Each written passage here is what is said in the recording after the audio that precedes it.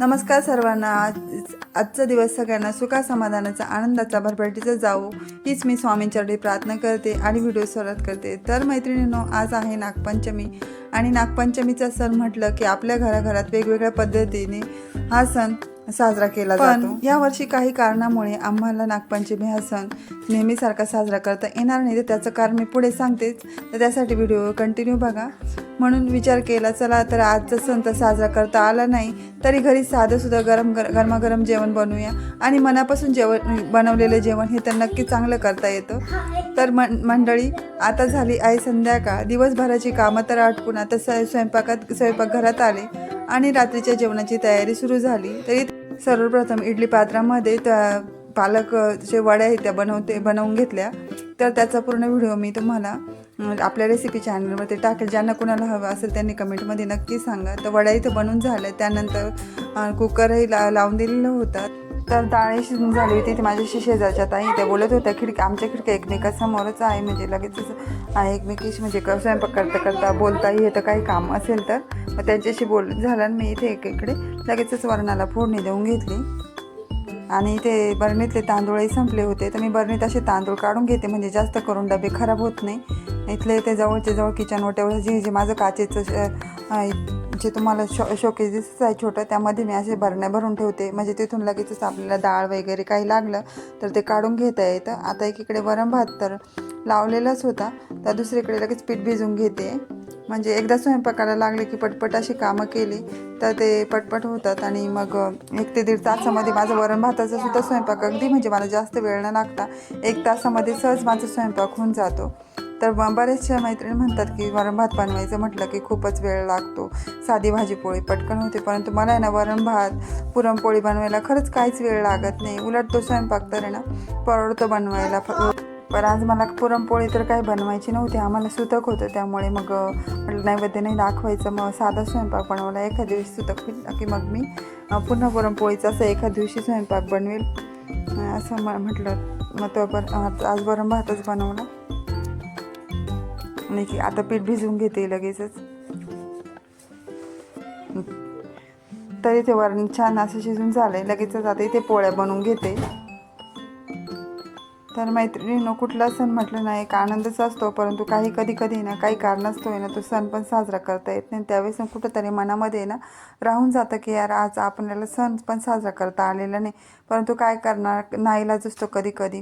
प्रत्येक सणाचं महत्त्व तर वेगवेगळं असतं आणि त्यामुळे तर आपल्याला तो सण साजरा करावाच करायला पाहिजेच. वर्षातनं एकदाच सण येतो, पण तू काही ना काही अडचणी प्रत्येक एखाद्या सणाला तरी येतातच.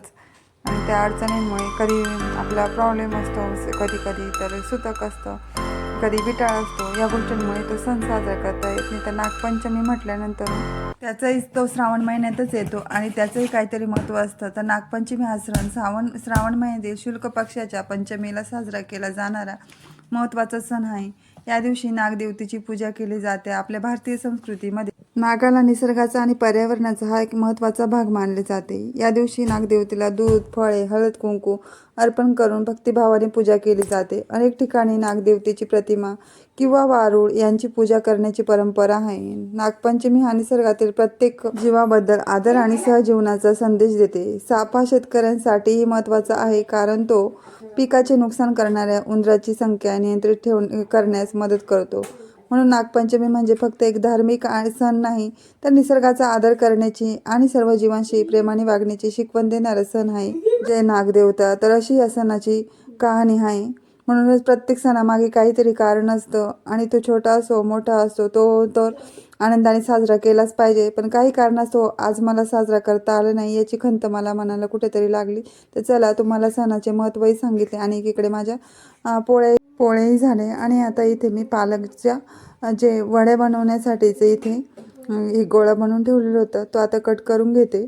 इथे माझी छोटी मुलगी मला त्रास देत होती, तर मी इथे तिच्याशी बोलत होती, तिला सांगत होती.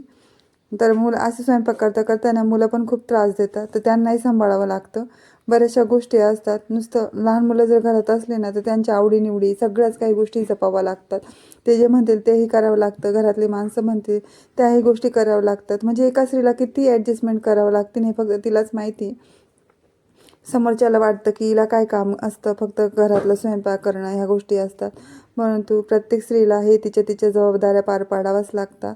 तर इथे या पद्धतीने मी आज पालक वड्या बनवल्या होत्या. तर पालक वड्यांची रेसिपी मी आपल्या रेसिपी चॅनल पण आहे, तर तिथे मी नक्की अपलोड करेल. पण कमेंटमध्ये नक्की सांगा की कशा, आणि खूप छान असं मस्त वडे झाले आहेत. खायला पण खूप मस्त अशा कुरकुरीत झाले आहेत.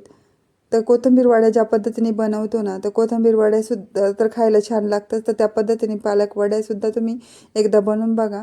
म्हणजे वेगवेगळी पद्धत असते प्रत्येकाची बनवायची. तर आज मी वेगळ्या पद्धतीने बनवलेल्या आहे. अशा त्रिकोणी कापून घेते आणि छान अशा तळून पण घेते. लगेचच तेल असं जास्त कडक होऊन दिलं, त्यानंतर मंद आचेवरती तळून घेते.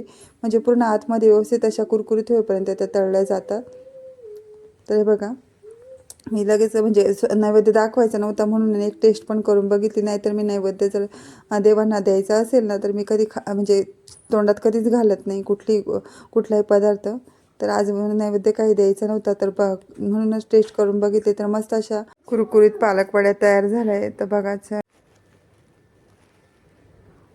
तर या पद्धतीने बनवलं तर मस्त कुरकुरीत होतात आणि जास्त नरमही नाही आणि जास्त हे पण लगेचच. आता भांडे तर खूपच निघतात सगळ्यात शेवटी, म्हणजे भांड्यांची वेळ येते. स्वयंपाक तर आपण कसाही करतो, पण तो भांडे म्हटलं ना तर मला तर खूपच कंटाळा येतो घासायचा.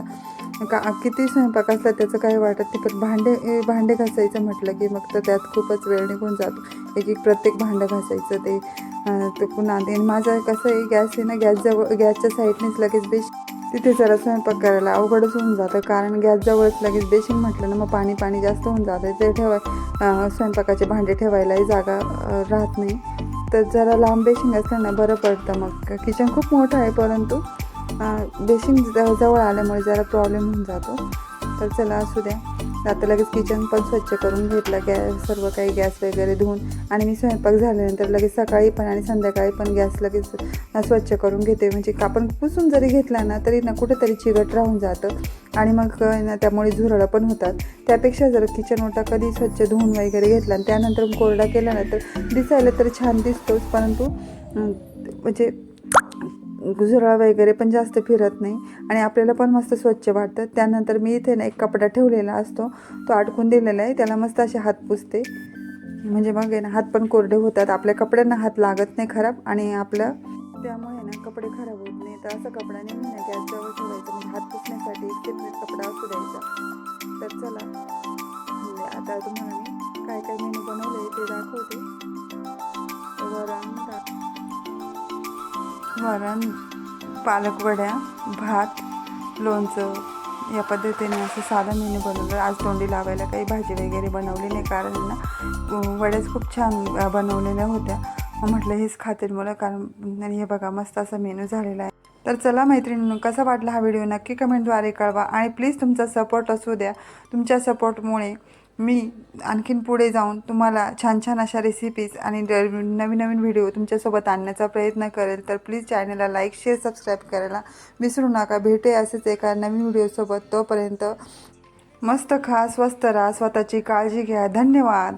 आणि हो मैत्रिणींनो, जीवन तर एकदाच आहे. या जीवनामध्ये आनंद लुटून घेऊया आणि त्यासोबतच खाण्यापिण्याची सुद्धा आहे ना खूप काळजी घेतली पाहिजे. बाहेरच्या गोष्टी जास्त टाळल्या पाहिजे आणि घरातच नवीन पदार्थ बनवून खाल्ले पाहिजे. कारण आजकाल बाहेरच्या पदार्थांमध्ये काय काय भेसळ करतं हे आपल्याला तर माहिती नाही, परंतु नवीन पदार्थ तर आपल्या शरीरातही गेले पाहिजेत. यासाठी घरीच असे छान छान पदार्थ बनवून खा. आणि या भेसळामुळेच ना आता सध्या तर कॅन्सरचे प्रमाण इतके वाढले आहे, त्यामुळे खूप लोकांना कॅन्सरचा रोग आपल्याला ऐकायला येतो बघा कुठेही. तर आमच्या जवळचं एक पेशंट आहे, मी तुम्हाला पुढच्या व्हिडिओमध्ये सांगेलच त्याबद्दल. पण म्हणूनच मी तुम्हाला सुद्धा सांगते की माझ्या मैत्रिणींनी, माझ्या सगळ्या मावशी, काका, आजी, आजोबा यांनी स्वतःची सुद्धा काळजी घ्या. बाहेरून काय आणण्यापेक्षा घरातच नवनवीन पदार्थ नक्कीच बनवून खा. तर चला, भेटूया असेच एका नवीन व्हिडिओसोबत. धन्यवाद.